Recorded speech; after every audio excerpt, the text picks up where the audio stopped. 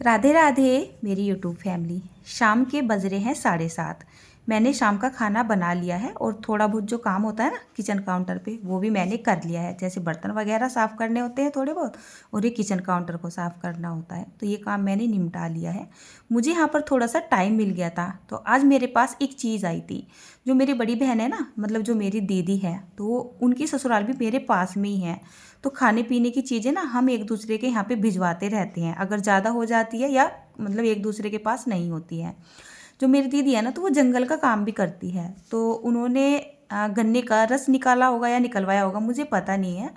तो क्या करती है, तब उन्हें ऐसा लगता है ना कि कोई चीज़ मेरे पास नहीं है तो वो मेरे पास भिजवा देती है, और मुझे ऐसा लगता है कि कोई चीज़ उनके पास नहीं है तो मैं उनके पास भिजवा देती हूँ जो मेरे पास रहती है। तो उन्होंने मेरे पास गन्ने का रस भिजवाया था। ये ज़्यादा नहीं था क्वांटिटी में, करीब 1 लीटर के जितना ही होगा। वैसे तो मैंने सोचा था कल दिन में मिट्टी के चूल्हे पे इसकी एक रेसिपी शूट कर लूँगी, बट ये बहुत कम था ना। मिट्टी की जो हांडी है उसके ना ये तली तली में लग जाती, इतनी ज़्यादा मतलब बनने वाली नहीं थी। मैंने सोचा चलिए इसको ना पका के रख देती हूँ और कल सुबह देख लेती हूँ उसका मुझे क्या करना है। तो जैसे ये गन्ने का रस था ना, इसको मैंने एक पैन में डाल लिया है चौड़े से मुँह वाले, और इसमें ना थोड़ा सा पानी डाल दिया है।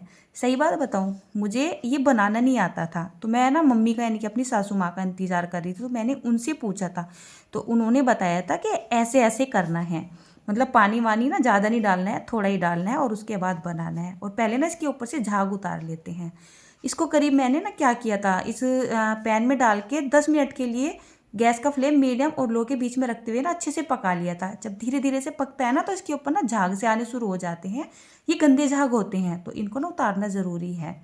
चावल लेके आ गई हूँ, तो मैं यहाँ पर खीर वाले चावल का ही इस्तेमाल कर रही हूँ, जिसको बोला जाता है ना शरबती बासमती। मैंने आपको पहले भी बताया है। अब ज़्यादा तो है नहीं, तो ये बन रही है गन्ने की खीर, ठीक है ना। तो अब ये ज़्यादा तो थी नहीं, तो बस मैंने ऐसे ही 2 मुट्ठी के जितने चावल एक छोटी सी कटोरी में ले लिए हैं।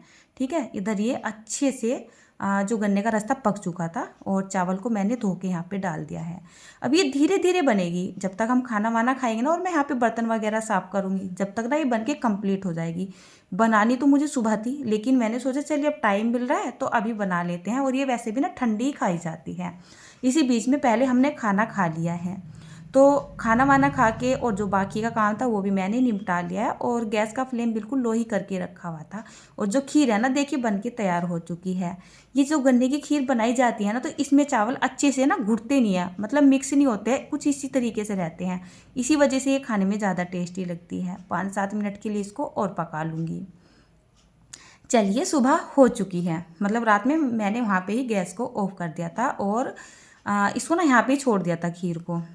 तो आज मेरे पास खीर भी थी, और सच बताऊँ ना, रात मैंने क्या किया था ना, आलू मटर टमाटर की सब्जी बनाई थी, चावल बनाए थे, थोड़ी सी ना सब्जी और चावल भी रखे हुए थे, और ये खीर हो गई थी। तो मैंने सोचा कि चलिए आज कुछ अलग से नाश्ता नहीं बनाती हूँ, तो दूध लेके आती हूँ ना, तो बड़े भैया की दुकान है, चक्की है मतलब उनकी, तो मैं वहीं से आज रेसिपी से लेके आ गई हूँ।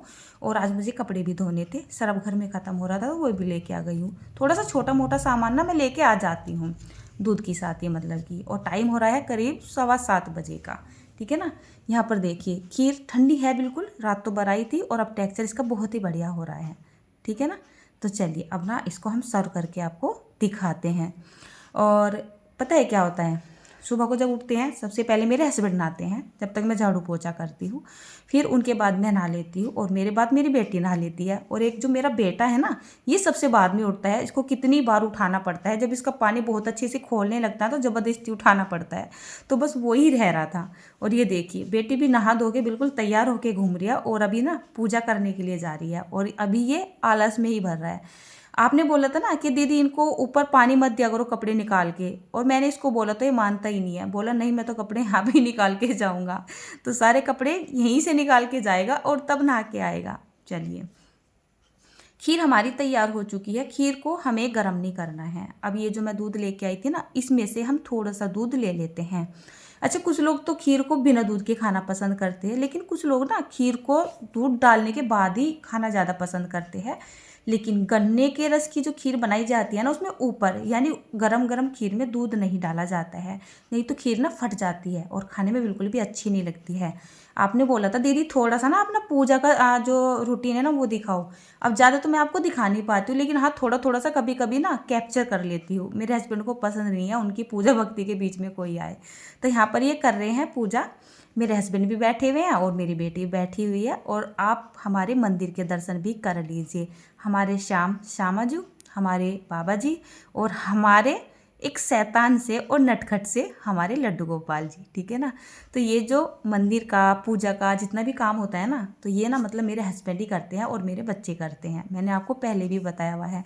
देखिए कितनी गौर से ये क्या सुन रहे हैं, गुरु वचन, ठीक है ना। जय हो, ये है हमारे बाबा जी। चलिए ये पूजा कर रहे हैं और बस 5-7 मिनट में इनकी पूजा ख़त्म ही होने वाली है, उसके बाद हम नाश्ता करेंगे।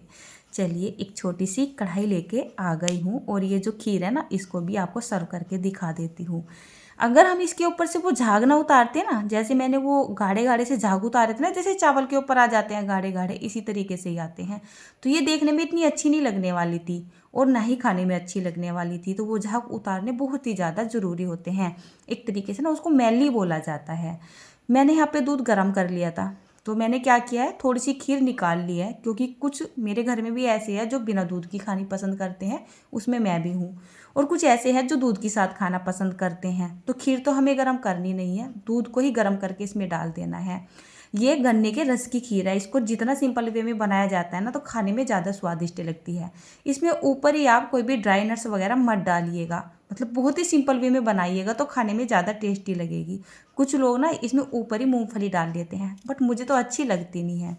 चलिए मैं तो केवल खीर को ना ऊपर से ही गार्निश करूँगी ताकि थोड़ी सी ना अच्छी लगे, ठीक है। थोड़े से मैंने बादाम को ये जो चॉपर सा है ना, इसमें बारीक बारीक करके कस लिया है और हल्के से डाल दिए हैं मगज के बीज। तो ये देखिए हमारी बहुत ही बढ़िया खीर बन के तैयार हो चुकी है। बहुत सारे लोगों को, आप में से भी बहुत सारे लोग ऐसे होंगे जिनको इसके बारे में पता ही नहीं है। बहुत ही ज़्यादा स्वादिष्ट और बहुत ही ज़्यादा पौष्टिक खीर होती है। बिना दूध की खीर भी इसको बोल सकते हो। खाने में बेहद टेस्टी लगती है। अच्छा, गाँव के लोगों को तो इसका आनंद मिलता ही रहता है।